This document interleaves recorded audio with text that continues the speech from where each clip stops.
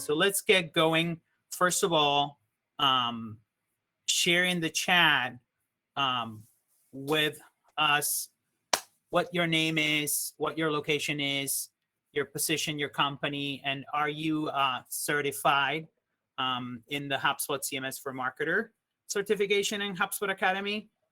We are, again, very excited to lead the CMS for Marketers hug. We have other hugs that we do. We'll share a little bit of that, but we'll get right into SEO and our topic today. If you have any questions, let us know in the chat so we can go through those, and we'll definitely answer those as we go. And we'll do a full Q&A at the end. Thanks again, Amanda, Jennifer, everybody for connecting today. So the question of the day is, what is your favorite SEO tool? So today we're going to talk about SEO and building websites for SEO and building experiences for SEO. So put it in the chat pane. What is your favorite SEO tool? I see some SEMrush. I see some other marketing tools out there.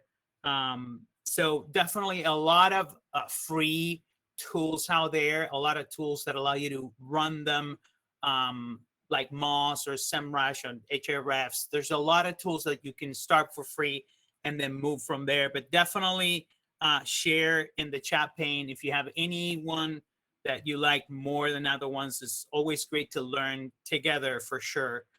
Today, we're going to do a presentation specifically about SEO, and I'm going to run the presentation. My name is Gabriel Marguglio. I'm the CEO and founder of Nextiny Marketing. We are a Diamond HubSpot agency, and I'm the owner. And I've been 20 years in the business. We are 100% HubSpot CMS agency, and I am a no-code enthusiast. So everything I can do without programming, without making any efforts to learn programming or hire programmers or developers, we will try. Of course, we have a development team when we need them, but definitely we try to save time and money for ourselves and our clients as much as we can. Today, we're going to talk about SEO on a personal level. I have a family of 6. I have an amazing wife and partner, Jackie, and 4 kids. We collect typewriters and cookbooks, so definitely good food. And as I always say, we work in the digital world and we play in the analog world as much as possible. So without further ado, let's talk about our office hours agenda today. Like I said, today the topic is SEO. We're going to start doing topical office hours, but that doesn't mean that we're not going to talk about other things. If you have any Q&A at the end that are not related specifically to SEO, you're more than welcome to ask questions. You can also engage with us in the community. We'll talk about that in a second. So we'll do a little introduction, and then we'll go right into this demystifying SEO. SEO is something that everybody sees as this huge, monster that nobody knows about. SEO is simple. SEO is very clear, but nobody taught it to us that way. So let's talk a little bit about that. Let's talk about why would Google rank you and your website. If you think about it, there's simple reasons why Google ranks you or not. Of course, there are tricks and things, and you can get very complex in SEO, but it shouldn't be that complex. It's actually very, very simple. There's research to do, there's website design, there's content, and there's more. We'll talk a little bit about that, and we'll give you some tips, 3 things to do today to get better at SEO and to get your website ranking higher. And then we'll go right into Q&A. Of course, if you have any other questions in the meantime, let us know. Before we get in there, we have this HubSpot CMS for Marketers study group that is part of HubSpot community. And we also have Hug events, which is what you are on right now. So we run these office hours events every month. And we run the community. I should have updated that graphic. There's already 120 plus members in that new community we created for CMS for marketers and growing. So definitely come to the community, engage with us. And if you have any questions, go in there. There's not just us, but a whole community of marketers trying to build amazing experiences with HubSpot CMS. And that's what that study group is all about. Of course, these events every month, We go deeper. You can bring your questions. You can bring your everything you're doing on your projects, and we can definitely answer your questions more in detail. The other thing we're doing is we have a HubSpot community video marketing study group on HubSpot Academy, and we're sharing some links. Corey is sharing links for all of these things on the chat pane, so definitely check them out. And we have monthly events, and then also bigger quarterly events on the video marketing study group. So we definitely recommend checking these two study groups in HubSpot community. The study group for video marketing is almost 1,000 members already. These are subsets of HubSpot community that are specific about these topics. So definitely recommend checking them out. And we're also running a bootcamp for the video, on the video side of things with HubSpot Academy. And you can actually register to this bootcamp for video. It's all about video for marketing, sales, and service. So we go in a 6-week bootcamp where we go over everything that you need to know in order to implement video for you and your clients and to generate growth with video. So let's get right into this. Thanks, Corey, for sharing all these links about all of that. Corey will be asking you some questions in the meantime throughout the presentation. But if you have any questions, let us know.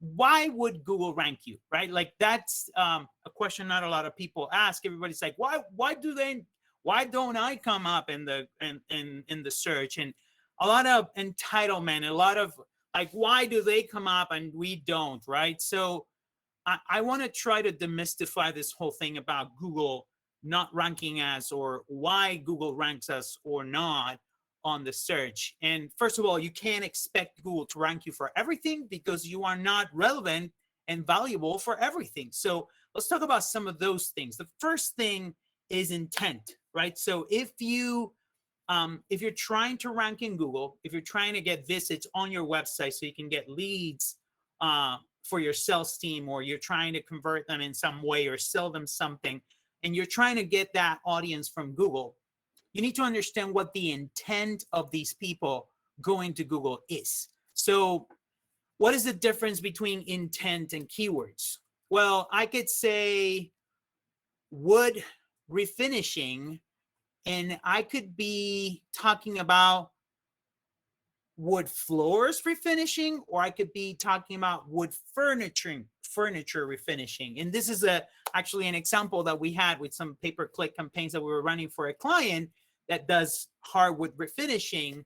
And we use the keyword hardwood refinish as a broad keyword. This is more pay-per-click than SEO, but a good example is that they were coming up on Google with furniture refinishing, with hardwood furniture refinishing, because Google understand the keyword as a broad array of all the things related to that keyword.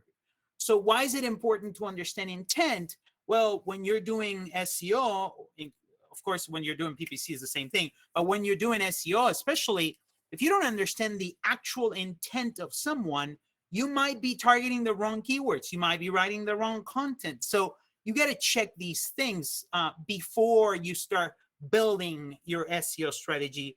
And definitely it is challenging. I know it is one of the most challenging parts of SEO is understanding the side of intent. So everybody focuses too much on keywords. And you'll find millions of articles out there talking about how keywords are dead and intent. Well, keywords are not dead. We're still using keywords. We're still doing keyword research. What we're make sure that we do is that when we do keyword research, we understand the actual intent of the people, of your audience. You can test intent, for example, if you're doing keyword research, by searching for the keywords that you're looking for and seeing what Google responds to that keyword. What is the actual when you search on Google, what is the response from Google? What is Google showing? So Google understands intent by following the different types of searches that you do on Google on the search, And over time, they understand if there's an intent behind this thing. So for example, if someone says wedding dresses or wedding dress price, this person could be a wedding, someone that's about to, get married. This person could be someone that's doing research for a friend. This person can be doing research to sell their wedding dress or something related to it. Or this could be a wedding, someone that plans weddings and helps, other people do weddings. So when you are searching for a specific keyword, you need to understand what's the intent behind it. So with one search, Google cannot understand intent. But once you start searching other things, if you're saying wedding dresses and you're saying, rehearsal materials or wedding rehearsal tips, and you're saying, how to get people on time for a wedding, best wedding planners in the area, then you start seeing that the intent of this person is actually planning a wedding and not all the other intents that could be related to those same keywords that this person is searching. So that's how Google understands intent. So first of all, we need to know what the intent is of our audience. So you need to know your audience. We'll talk about that in a second. That is the difference between intent and keywords. Now, the second thing you need to do is make it easy for Google, right? Like people underestimate the power of creating a great website that is simple, that has the right content, that has the right development, the right structure. That's why we use HubSpot CMS. HubSpot CMS is built for SEO. So when you pick a great template from the marketplace and you put it in HubSpot CMS, you will have a lot of things that are already figured out, and Google can parse and scan your website very easily, find what's your H1 tag, your H2 tag, the different places. What is this page about? And it can read the website accordingly. A lot of websites that look okay and maybe are responsive or fast or have a lot of bells and whistles are not built thinking about Google. Developers, so, I used to talk about developers versus marketers versus designers versus SEO people. You need all these people involved in a website project. And if you don't get all these people involved, then you may have a beautiful website that works great, but might not bring any leads. Or you might have a great website that looks kind of okay, that bring leads, but doesn't attract the right audiences to your website because the SEO side is not there. So understanding what's necessary for Google to be able to go to your site, scan it, and decide what you are about and what you are an authority on is very important. And for that, we'll talk a little bit about structure and how you define your website is very important. So that's the whole technical SEO aspect of SEO, is making sure that Google can parse your website, understand who you are, understand what each page is about, and then go from there and decide if you are a valuable asset or not, right? Any questions so far? I know that there was some conversation there. Definitely, Google wants you to offer the best experience, and we'll definitely talk about that. So creating a great experience for your audience is very important as part of why Google ranks you. So again, understanding your intent, making it easy for Google on the technical side to actually review your site and understand who you are, what you do, and what is valuable about you. And then creating a great experience, which makes sure that when Google sends people to your site, they'll have a great experience. They'll find what they need right away. The content that you provide is content that's valuable for them. So creating a great website experience is as important as every keyword research you will do, because if you don't, Google won't show your website on the search. You can do all the SEO, all the keywords, all the content you want. If you have a website that takes too long, or it has a really convoluted experience, or it has a crazy menu that is not easy to find, and people are wasting time or not finding things or getting out of your site very quickly, all of those things will definitely affect the way Google rank you. So that is definitely critical at creating a great experience. If you're on mobile, the experience needs to be great too. So your website needs to be responsive and all those things. Google was very clear years ago that making your websites responsive and mobile friendly was going to be a very important thing because of that experience. And then ultimately, you need to solve for that intent. So once you did the research and you know the intent of your audience, you need to solve for that intent. So what are their questions? What are their triggers? Why are they asking these questions? What is important to them to make a decision towards becoming a lead, buying something online, registering, buying a ticket, whatever it is you're trying to make them do? How do you solve for their questions? Are you answering their deepest questions that brought them there and are you solving for that intent? If the intent was education, are you providing that? If the intent was understanding where things are or what the different prices are or what things compare one to another. So all of those things are things you need to think about how to solve for that intent. And definitely, Hassan, I see you mentioned buyer personas. I have it right here on my next slide is how we do this. So of course, there's a lot of research involved. You need to design your website the right way. And that's why we use HubSpot CMS Hub, because it's really well done and it's really optimized for SEO and really easy to use for marketers without having to go back to developers and saying, hey, this website is beautiful, but it sucks on the SEO side. We can't make it work. There's no tools that allow us to optimize it. All of that is figured out inside HubSpot CMS, and you can just develop the website, pick a great template, install, use CMS Hub, pick a template, use that template, change the template, launch the website, do some little optimization, and you know that the basics are taken care of. Of course, there's a lot of extra optimizations you can do. You can definitely go deeper into SEO, but definitely you know that the core is there. Yeah, we will be sharing, Lori, I'll be sharing the deck later on our email. I think we'll send the email tomorrow when we send our follow-up email where we have the recording and the deck. All of this is going to be shared. So the first thing you need to do is knowing your audience. In order to know their intent, you need to know who your audience is. And of course, a lot of agencies and a lot of people spend too much time, in my opinion, in buyer personas. I know that buyer personas are really important, and I know HubSpot made a huge deal about how important they are. And yes, you can really invest in doing a lot of research on buyer personas, but it isn't that hard. It isn't that problematic. I've seen, companies spending 2-3 months on buyer persona development without touching a website, without creating content.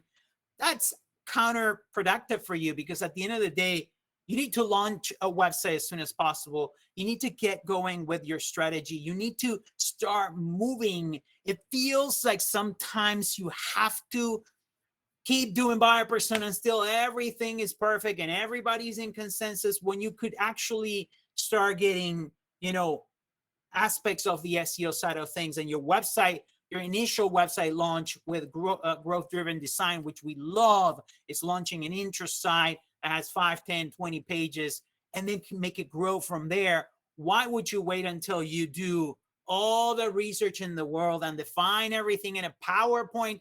I think that PowerPoints and buyer personas are definitely something you should spend time, but not overspend time.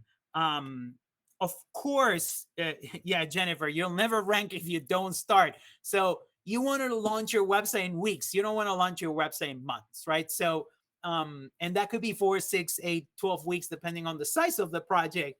But we will never spend months on buyer personas and then be like, what do we do now, right? That is inconceivable in my mind, wasting so much time. But knowing your audience is important. So understanding who buy your products, who are the decision makers, Who do you need to attract to your site? What their pain is. What is their pain? Why do they need to go to Google to search for something? It's because they have some kind of pain. They need to fulfill something. They need to fix something. They need something. There's a trigger there that is usually triggered by pain. And that's what the intent is. That's what drives the intent. So definitely define your buyer personas. Use your buyer personas to know your audience and then go from there.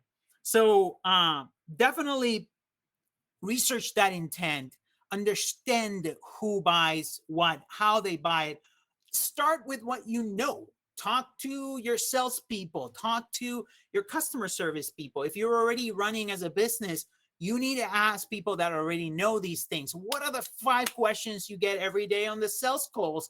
Well, these are some of the intents of people searching for these things. So we should be ranking with these things, or we should be ranking with things that go before these things so we can start these conversations on the sales side of things. So for marketing, to understand buyer personas, understand the audience, then we can start going deeper into questions, right? What are the deep questions that everybody's asking?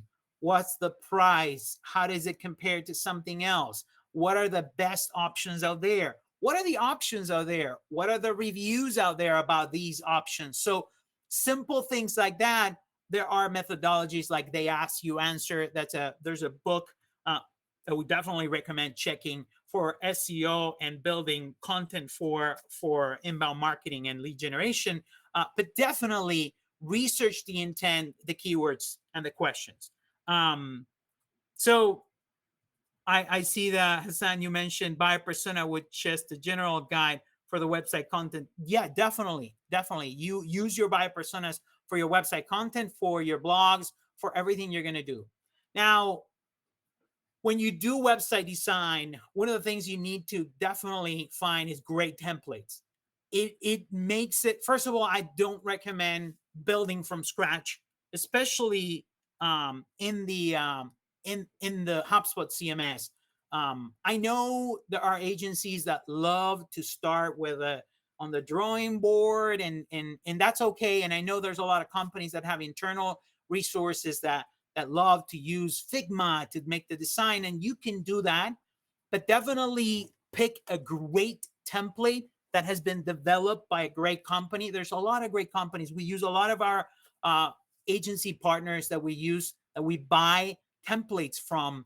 They know this. They've been doing this for years. They know how to make them SEO friendly. They know how to make them easy to use. They are now using themes, so it's easy to drag and drop. All of those things are great for marketers, but even more importantly, they're developed correctly. The layers of programming are done in the right way, so we can save time and money on optimizations and making sure that these things are done for SEO.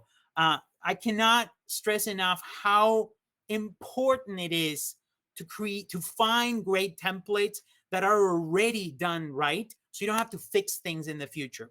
Find great templates, and that will save you a ton of time and money for sure.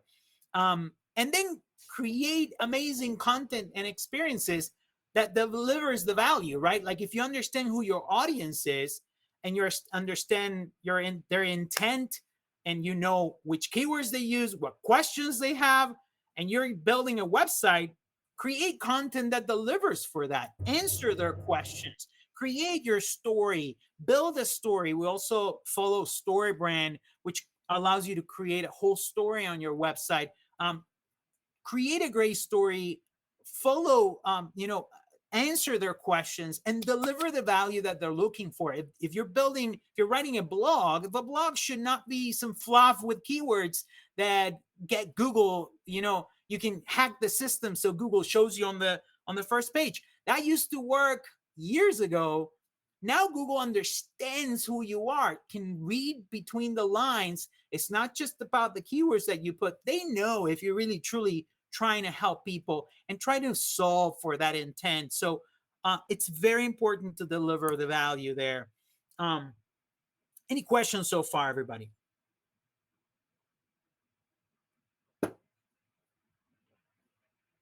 So definitely, I'll go back with Jennifer that says, you'll never rank if you never start. We believe in that, and definitely getting your website live as soon as possible is one of the most important things you should be focusing on when building for SEO. Because if you don't, then Google won't start ranking, right? So you need your website out. You need to start posting content regularly, and you need to make your website grow over time. So three things, speaking of growth, three things to do and you should do today.